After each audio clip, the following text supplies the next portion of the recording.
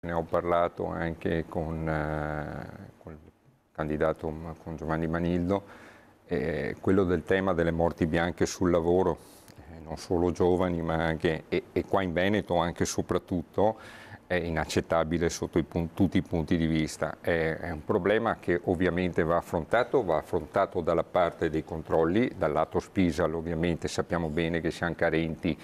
ma non so se sia sufficiente questo dal mio punto di vista, perché il mondo del lavoro, per quanto ci siano dei dati sull'occupazione eccetera, è completamente cambiato e abbiamo un eccesso, fra virgolette, per l'andamento demografico di persone che vanno ben oltre gli over 50 eccetera, al di là poi delle situazioni che sono capitate per i giovani in tirocinio. E bisogna capire anche da questo lato qui per le imprese cosa occorre fare, che ci siano persone di 60-65 anni che vanno sopra una gru senza patentini, senza aver fatto, cioè, è inaccettabile questa cosa, è evidente che bisogna fare qualcosa di lavoro, soprattutto nella nostra regione che è una tra quelle più importanti, non si può morire.